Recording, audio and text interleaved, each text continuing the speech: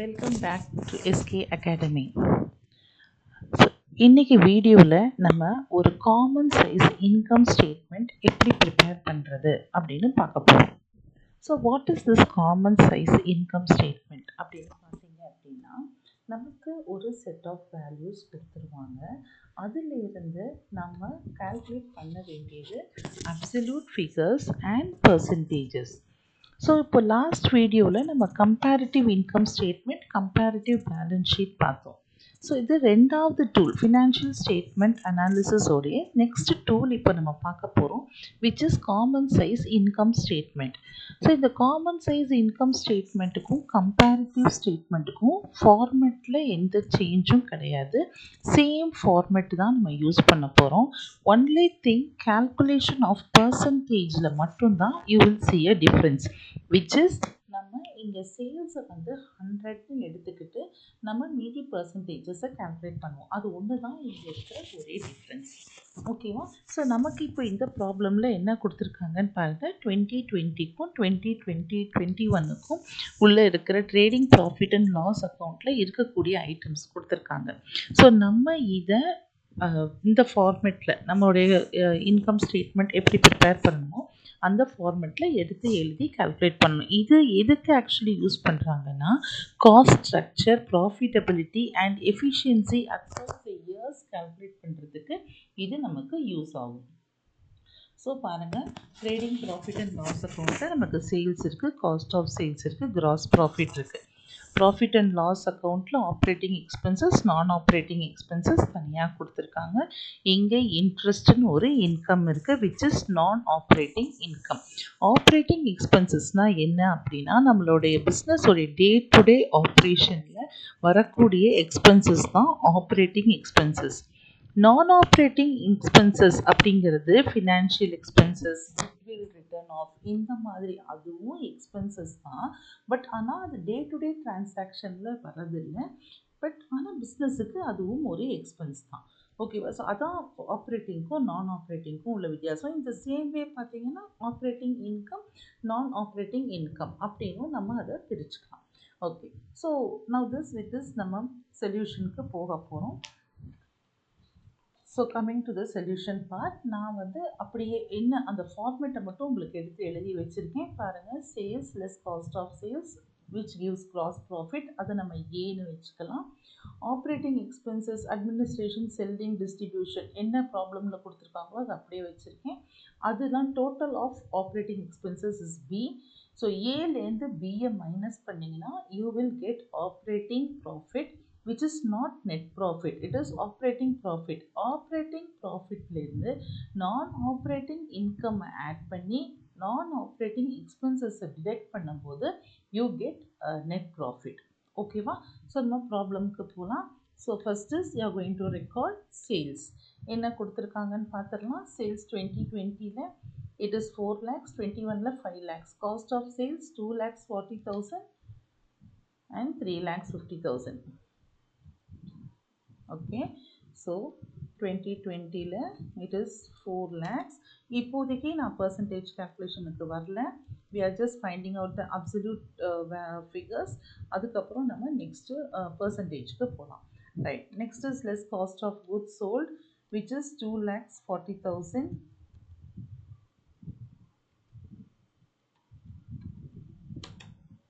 In the same way, it is 3,50,000 in 2021.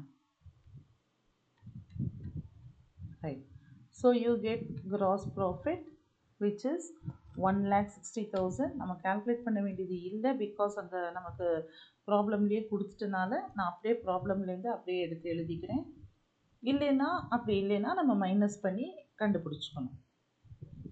2021க்கு it is 1,50,000. Right, now coming to operating expenses. Administration expenses is 25,000 and 30,000.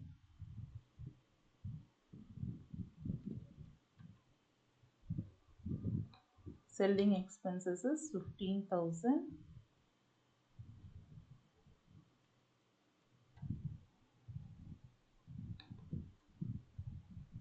and 20,000.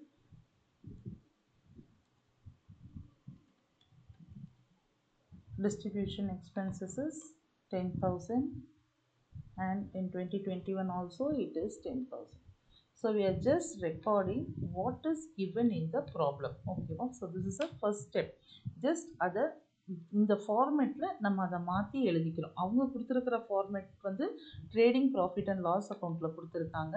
அதை நம்ம income statement ஃபார்மேட்டில் மாற்றி எழுதுறது தான் first step. Right, நான் operating எக்ஸ்பென்சஸோடைய total நம்ம கண்டுபிடிச்சிக்கலாம், விச் இஸ் 25 + 15 + 10. ஓகேவா? So operating expenses is 50,000. அதே இது இங்கே பார்த்தீங்கன்னா 60,000. Right. Next, coming to non-operating expenses.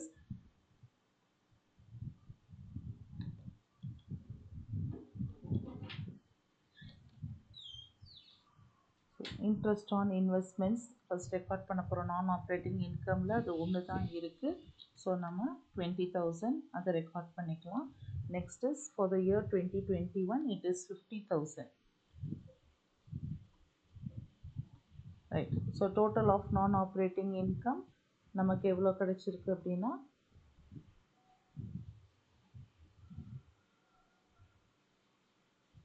this is not total of non, this is C.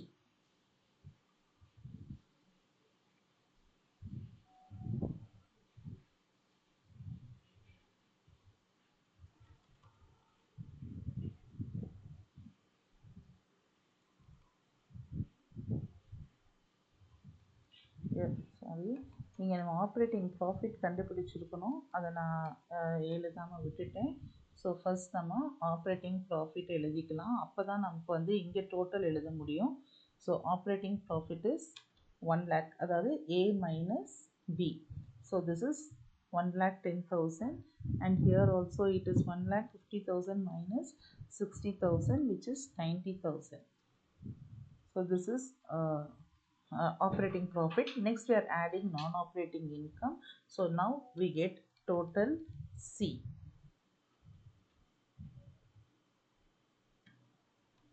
which will be 1,30,000, and here 90,000 plus 1 lakh plus 50,000 is 1,40,000. Okay, so with this we are going to minus non-operating expenses, which is given here, finance expenses and goodwill written off. So finance expenses பார்த்தீங்கன்னா 2020க்கு it is 20,000, ரெண்டுத்துக்குமே it is 20,000. So அதை நம்ம இங்கே எழுதிக்கலாம். Goodwill written of வந்து 2020க்கு மட்டும்தான் இருக்குது, 2021க்கு இல்லை. ஸோ அதை மட்டும் இங்கே எழுதிக்கலாம். So total of non operating expenses is, so total of non operating expenses will be 30,000. So next is we have to calculate the net profit. Okay, so இங்கே இது இல்லாதனால it is 20,000 தான். Right, now coming to net profit. Net profit is total. So 1,30,000லேருந்து 30,000 நம்ம minus பண்ணோம்னா that is net profit. அதாவது இங்கே நமக்கு கிடைச்சிருக்கு இல்லையா, C கிடைச்சிருக்கு, Cலேருந்து you are going to minus Tன்னு கூட இதை வச்சுக்கோங்க. So this will be C minus T. So 1,30,000லேருந்து 30,000 minus பண்ணிங்கன்னா it is net profit is 1 lakh. இங்கே 1,40,000லேருந்து இங்கே மைனஸ் பண்ணிங்கன்னா this is 1,20,000. So with this we have found out what is the net profit. So this is the first step. Now coming to the second step, percentage. Percentageல நம்ம என்ன பண்ணுறோம்னா சேல்ஸை வந்து நம்ம 100ன்னு எடுத்துக்கிறோம். இதுதான் ஒரே சேஞ்ச் அதுக்கும் இதுக்கும். So sales will be 100. எல்லா வருஷத்துக்கும் நம்ம சேல்ஸை 100ன்னு எடுத்துட்டிங்கன்னா தென் அதுக்கப்புறம் மீதி எல்லாத்தையுமே பர்சன்டேஜ் ஆஃப் சேல்ஸ் தான் நம்ம கால்குலேட் பண்ணோம். For example cost of sales calculate பண்ணும்போது it will be 2,40,000 divided by 4 lakhs into 100. So எந்த எக்ஸ்பென்ஸ் எடுத்துக்கிட்டிங்கனாலும் அந்த expense divided by sales into 100. So இந்த கேல்குலேஷனை நீங்களாம் பண்ணுங்கள். நான் இங்கே கேல்குலேட் பண்ணிவிட்டு உங்களுக்கு இங்கே எழுதுகிறேன். ஸோ இங்கே பார்த்தீங்கன்னா this will be 60. This will be 60. இங்கே எடுத்த this will be 70. So gross profitங்கிறது ரெண்டையும் நீங்கள் மைனஸ் பண்ணும்போது இங்கே உங்களுக்கு 100 minus 60 will be 40. இந்த இடத்துல it will be 30. Okay, so இது மாதிரி தான் எல்லாத்தையுமே நம்ம கால்குலேட் பண்ணணும். பர்சன்டேஜ் டு சேல்ஸ் அப்படின்னு சொல்லும்போது சேல்ஸை கீழே வச்சுக்கணும் இன்டூ 100. எந்த எக்ஸ்பென்ஸ் கால்குலேட் பண்ணுறோமோ divided by sales. Administration expense 25,000 divided by 4 lakhs into 100. Selling expenses 15,000 divided by 4 lakhs into 100. So எல்லாத்துக்குமே நமக்கு இதுதான் கேல்குலேஷனாக வரும். ஸோ கேல்குலேஷன் நீங்கள் நீங்களே ட்ரை பண்ணி பாருங்கள். அப்போ தான் உங்களுக்கு தெரியும் நான் போடுறது எப்படி ஆன்சர் வருது அப்படின்னு. So this will be 6.25 and here it is 6. So இதை நம்ம கால்குலேட் பண்ணி முடித்த பிறகு உங்களுக்கு தெரியும் ஹவு தே ஆர் கால்குலேட்டிங், அந்த எஃபிஷியன்சியை எப்படி பார்க்குறாங்க அப்படிங்கிறத நீங்கள் அண்டர்ஸ்டாண்ட் பண்ணிக்கலாம். So next it will B 3.75. here I am using the calculator. ஆனால் நீங்கள் நீங்களும் போட்டு பார்த்தீங்கன்னா you will understand, right? 3.75 and here this will be 4.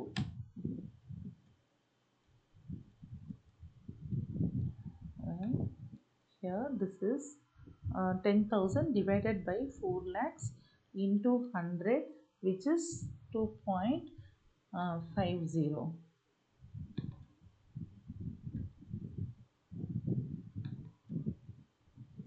And here this will be 2.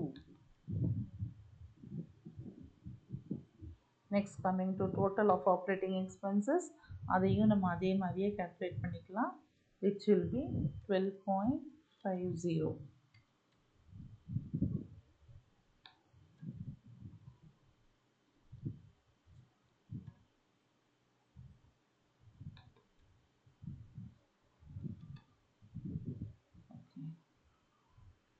Here this will be 12. So coming to operating profit, that will be 27.50.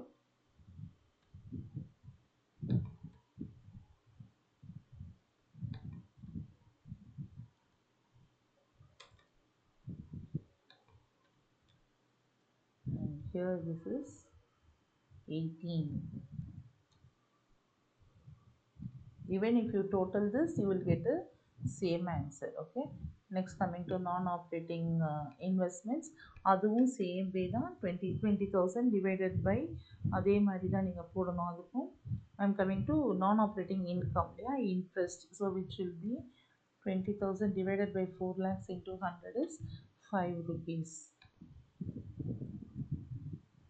அதே இது இங்கே it will be 10 rupees.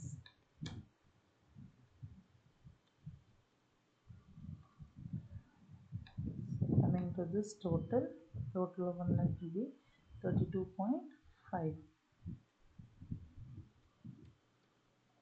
And here this will be 32.5 and here it is 28.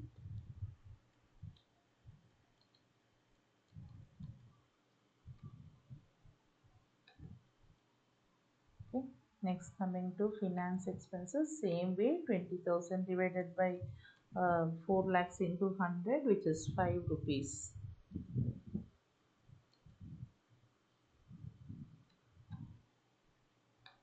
Here same way 20,000 divided by 5 lakhs into 100, which is 4 rupees.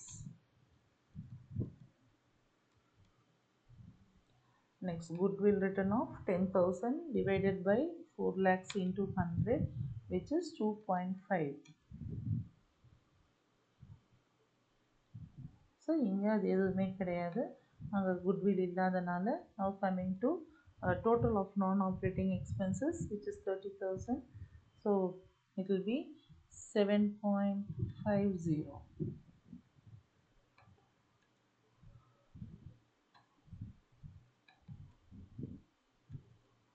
So 20,000க்கு again பார்க்கும்போது calculate பண்ண வேண்டாம், இப்போ தான் இங்கே கால்குலேட் பண்ணோம் 20,000க்கு.